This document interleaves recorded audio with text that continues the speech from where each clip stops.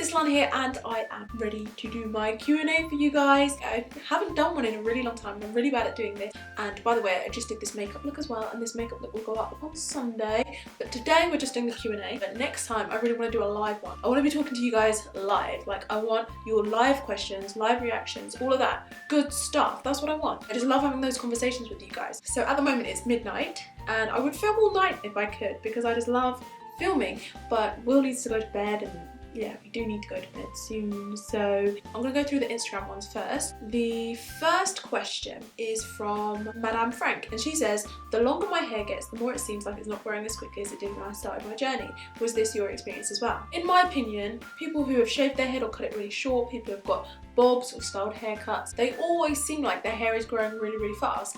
And I think that's just because it's more noticeable. I mean, if you've got, you know, short cropped hair that's this long and it grows an inch, then suddenly it's this long, or it goes downwards, and you know, you need to get your bob cut in again, and it's just a whole lot more noticeable, so it looks like it's growing a lot quicker. My hair's all the way down here. I'm not going to notice the difference if it's, you know, if it grows this much. I'm just not going to notice. So it might seem like it's not growing, like, because I know right now it seems like my hair just stays in one place, but it is growing all the time. As long as you're taking care of yourself, eating right, taking care of your hair, there's no reason why growth should slow down as it gets longer. So that was Madame Frank's question. I really hope that I answered that as best I could.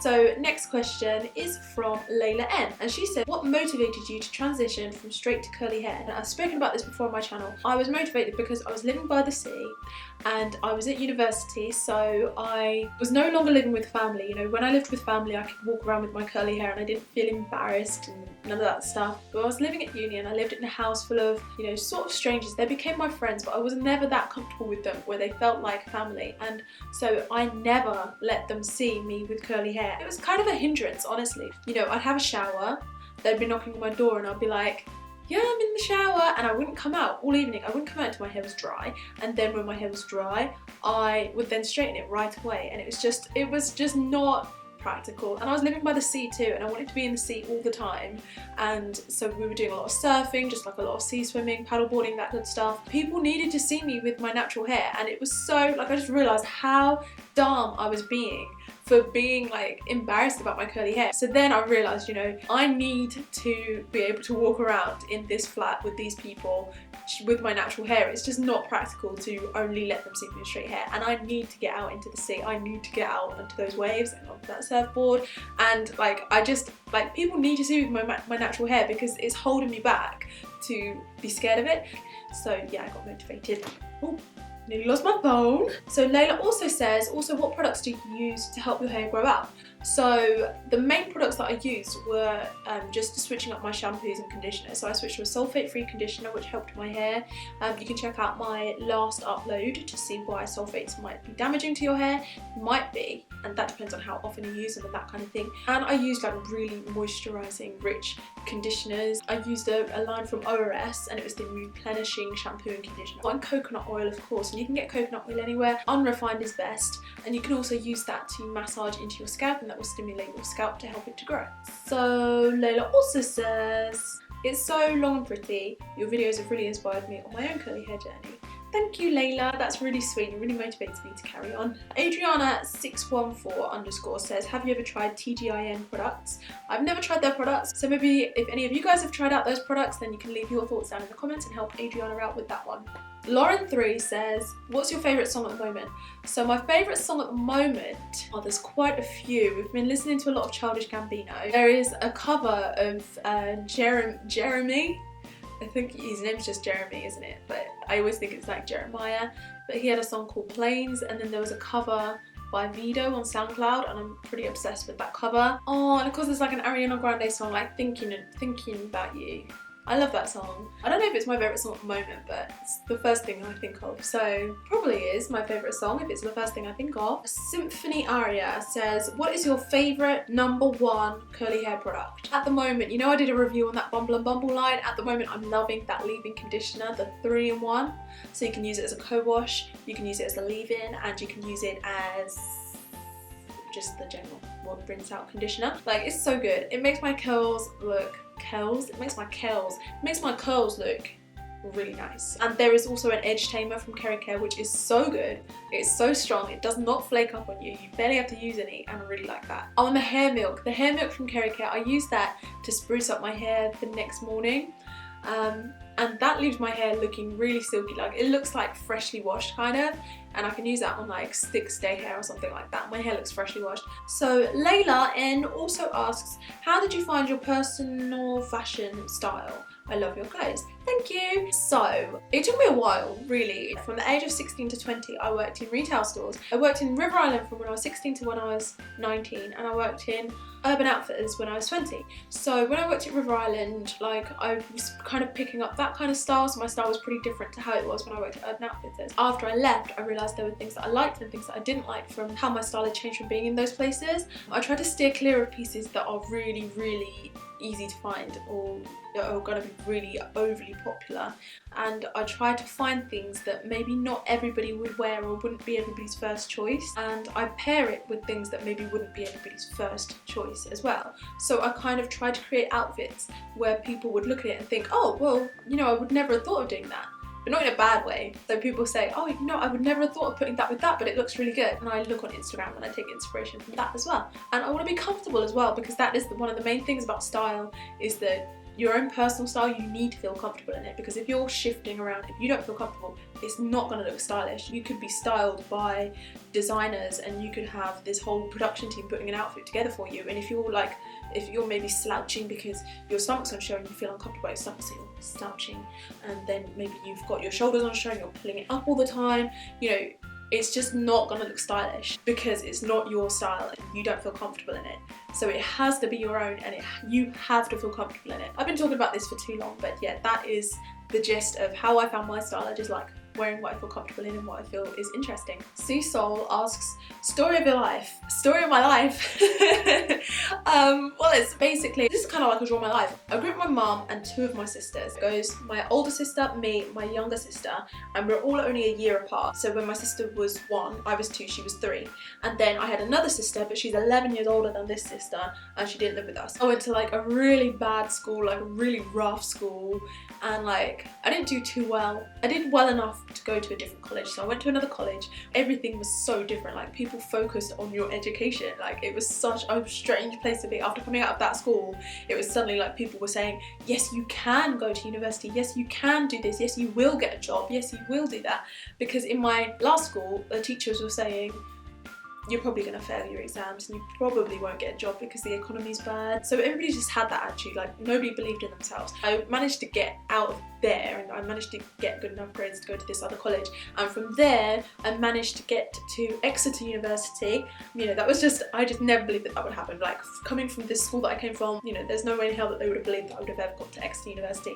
So I went to Exeter University to do law, and I graduated and I won an award for writing the best dissertation in my class, and then I started working as a paralegal. I started doing YouTube when I graduated, and here I am doing YouTube now, and it's really exciting, and I'm going to go to VidCon, and I went to BeautyCon, and it's really, really super fun. I met Will at university as well, and I live with Will, and everything's good. She also says, hardest thing I've been through.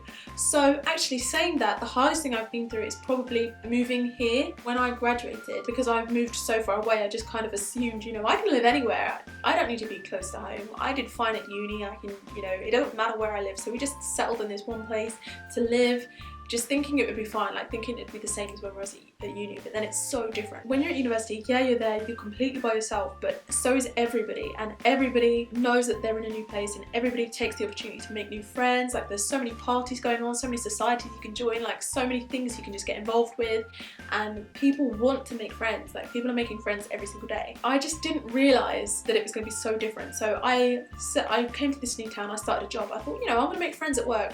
No, because all of these people, you know, they're all different ages.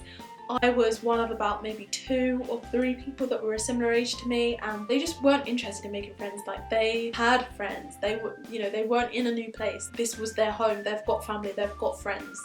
there's no parties, there's none of that, so you know, it's really, really tough to make friends. So I kind of fell into this situation where like I just felt so lonely, and I was so far away from my friends and family. It was really, really tough for like a really, really long time. I didn't know how to deal with it. I kind of like closed in on myself because I used to get like panic attacks and stuff. I started developing a stutter, and I just had no self-confidence at all. I did not want to be in any social situations, and if I was in a social situation where there was a lot of people, it was like hell. It was just horrible. Through doing YouTube, I have managed to recover that confidence, and I think that part of that stress is what made me have such a terrible breakout as well. I had such bad skin, the worst skin of my life. I don't know whether the anxiety caused the acne or whether the acne then added to the anxiety and made it worse, but either way, they were both happening at the same time. My skin was getting worse and worse and worse, my anxiety was getting worse and worse and worse. It was just horrendous. It was so horrible, such a horrible time in my life. But I've made so many great friends through doing YouTube. I travel so much more, I see so many more people, I see so many places, like it's just so great, and you guys have always accepted me. Doing YouTube really, really changed my life for the better, and hopefully I just won't feel that way again. So yeah, that was a good question. That was a good question. Sea Soul also says high school experience. So high school experience.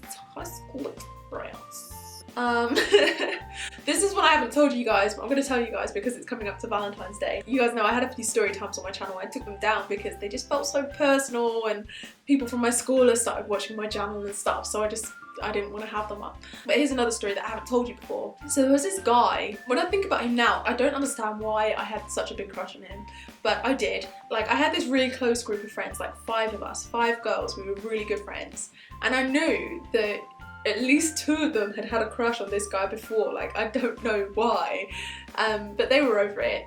And so I was like keeping this to myself, like a huge secret. It kind of turned into a joke, like it was kind of like, oh, another one fancies him. It was just like, oh, don't tell me you fancy him too. Like, oh no, now another one of us has fallen for him. Like, oh no. So I kind of kept it to myself for a little bit. I remember the way our high school worked, they selected like the kids that did best in tests, the kids that were like scoring the highest in tests and stuff. They put us all in one class, so we were like the ALPS class, which stands for Accelerated Learning Program, so we were doing everything a year early. So I was always with that group, you know, I didn't mix up for anything. It wasn't like, oh, I'm in this class for some of my classes and I'm with this group for another class and I'm with this group. No, like we were always, it was 30 of us and we were always together. And then for some reason, when we got into year 10 or year 11, I got put into a different French class and I was like, oh my god, I've never been with a different group before. I've always been with that group, what the hell? So it was really strange. Like, luckily I had some friends in that class, so it was fine, but it was just like, why am I not in there? And then this guy was like kicking up a huge fuss, like saying to the teacher, saying to the whole class, like, where's Lana? Why is Lana not in this class? Where is she? Why isn't she in here? And then like my friends came running to me after and they were just like, oh my god, he was like, he really had your back, he really wanted you to be in that class, he was really upset that you weren't in there. And I was like, oh my gosh, like he really missed me, that's amazing. And then there was another class where I got seated next to him, so we used to like share iPods and stuff, and it was all cute like that. And people started picking up on it, like people started picking up, I'm like, oh, used to, you're always so snuggled up in class, you know, you're always doing this, you're always doing that. And so then I was thinking, you know, like this isn't a one-sided thing, he's doing it too. And there were actually a few classes where we used to sit together, actually, I think. And I've just got no idea why I fancied him so much. Like, he wasn't even like an especially good looking guy. There was like a full personality crush, that was. Looks wise, he was not blessed. He was like on the rugby team, but he had like this muscular thing going on. So this, how old? We were like 15? Yeah, we must have been like 15. So it's like, oh yeah, like so cute. So then somebody found out. How did this happen? Somebody, one of his friends said to one of my friends, oh, it's so obvious that Lana likes him or something. And then she wasn't supposed to say, and she did. She said, how did you know? And he was like, so it's true. And then she was like, oh yeah, it's true, but don't tell him. So we told him. And then he never spoke to me. It was like he found out. And then I think somebody told me, oh yeah, by the way, he now knows that you fancy him. I was like, okay, I wonder what he's going to do about that. Is he going to do anything about it? Like, see him in the next class and he's just like blanking me, like, cheers, like, he doesn't want to know, he's not interested anymore, like maybe he felt bad, maybe he led me on or something like that, but literally never spoke to me. So yeah, that's one story for you. Ravina.b says, when do you know when you need a trim? I generally just take a look and see if I've got any split ends. I take a look and see how my ends are looking, if they are really lackluster, if maybe they aren't curling up very well. So right here my ends are pretty curly, so I don't think I'll be trimming them off just yet. I wouldn't just set a schedule and say trim every 6 weeks, because at the end of the 6 weeks you might not actually need a trim and you're only doing it because your schedule tells you to. So yeah, just take a look at your ends and then just gauge it from that. That's what I do. SXP Gang says, how do you get your hair like that? So you guys see my wash and goes and you see my styling routine, and if you do ever want to know how I got my hair in a particular way, then chances are I have styled it on my channel, so I will link some playlists up in this corner or in this corner, I can never remember where it goes, but that will show you how I wash my hair and how I style it. Jojo says, do you feel like you have to speak on certain topics on your videos or on your Snapchat and on other social media just because they're the highlight of the press at the moment in time? Sometimes I do throw the occasional thing in there, like especially on my Instagram story. Like quite often on my Instagram story I will like repost something from the news that has really left an impression on me, so I will put that onto my Instagram story because I feel like it's affected me, so maybe you guys would be interested in it as well. But then it's on my Instagram story, it's not actually on my Instagram feed, because then I don't know, I don't want to make like a meme page or something. I don't do it because I feel like I have to, although in some ways I do feel like I've got an obligation to speak on it. Like, so on Twitter there was a conversation about black YouTubers in Britain not being represented. So it was like some magazine was showing people, like it was like battle of the YouTubers, who's got the most subscribers out of British YouTubers. The lowest one had maybe like 170,000 subscribers, so it's not a small amount of subscribers, it's just that there are lots of YouTubers with more subscribers than that. And the issue that lots of people had with this was that it was everybody in this list was white. There are tons of British black YouTubers that can dot all the way up there, like up until multi-million subscribers. I mean, I know Patricia Bright, she's a British YouTuber and she just made it to 1 million subscribers and she wasn't on the list. Sammy from Beauty Crush was not on the list.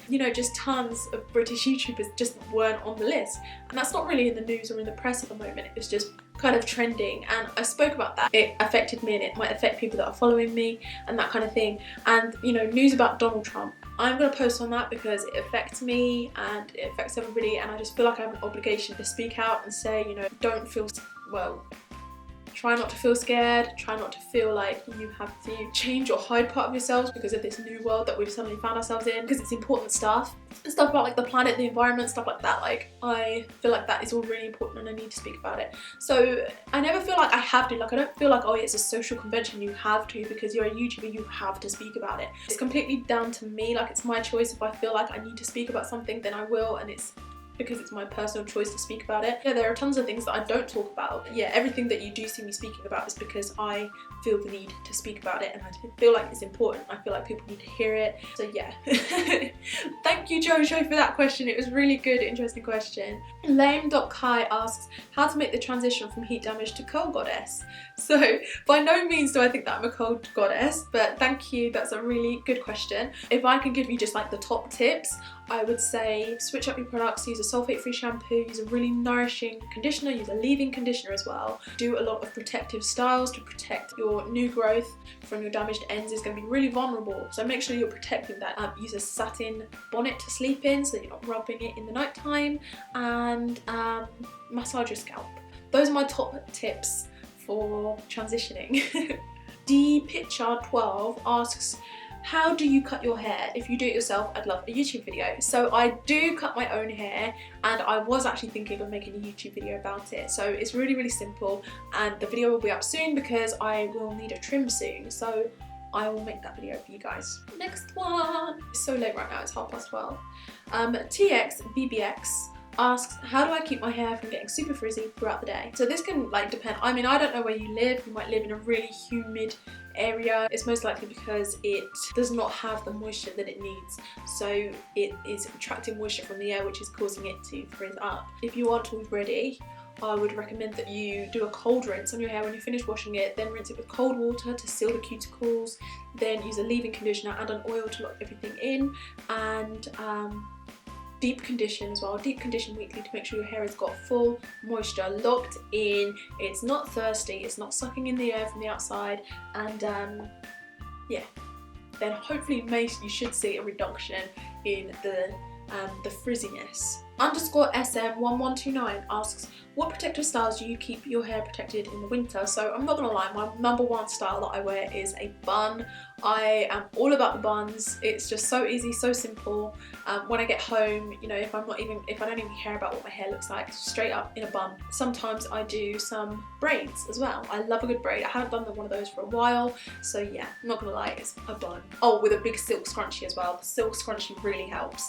The girl behind the guitar asks, how do you figure out what hair type you have? So there is a chart. So if you go on naturallycurly.com, it's just like on there and it tells you which kind of hair type that you have, and it breaks it down like wavy hair is in the 2s, and then like loose curly hair is in the 3s, and then tight curly hair is in the 4s, and then I think straight hair is in 1. They've got pictures as well. Somewhere on there you will find somebody that's got a hair type most similar to yours, and that's how I found what my hair type was, but not everybody agrees with that chart, like I said, but I'll link that chart down below so you can check that out if you didn't already know that existed.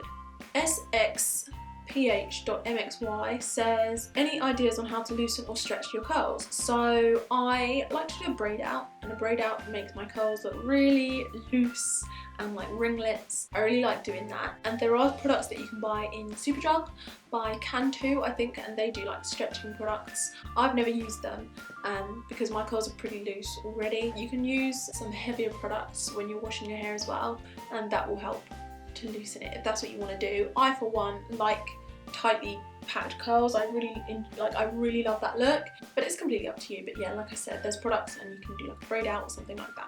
10SHX says, what's your hair porosity and how do you find out what it is? So I know that there is a way of finding this out. I haven't done it in a really long time, so I won't be able to say what my hair porosity is, but I would love to make a video on that. Yeah, stay tuned. Arts Rock says, how long did it take you to grow your hair? So I was growing my hair for around about 2 to 3 years. Right now I'm kind of not growing my hair, it's just growing by itself. It's healthy now, so it's just growing, and I'm not really actively trying to do anything apart from just take care of it. So yeah, it took me about 2 to 3 years to grow it to the length that it is now, from about this length. Nico_NickCurly says, have you ever tried Diva Curl? No, I've never tried Diva Curl because I don't think that they sell it in the UK. Nico also asks, how do you deal with curl shaming when it happens to you? So it hasn't happened to me in a long time, and I think that's because I just show confidence when I'm wearing my curly hair. Like, people don't try to shame it anymore. Although I was at an event. Thank you for this question, Nico, because I was going to say it hasn't happened in a while, but thinking back, it did happen. I was at a Stand Up to Cancer event at the YouTube Space back in August last year, and I was standing there with this group of beauty YouTubers. I'm not going to name names, and some pretty big names in the world of beauty, lots of glitter on the eyelids, that kind of look, and I was chatting away to them, and one of the girls, who I didn't actually have any idea who she was, but she clearly thought that I knew her. I didn't know her. And then she said, love the hair, something like that. And then she turned away from me and spoke to her friends, addressed her friends instead of addressing me, and said, that's what my hair looks like in the morning. Like, okay, I doubt it, but what are you saying, my hair looks like your morning hair and then you fixed your hair by what, straightening it and putting it in these curls? Like, you fixed it? That's why your hair doesn't look like this anymore?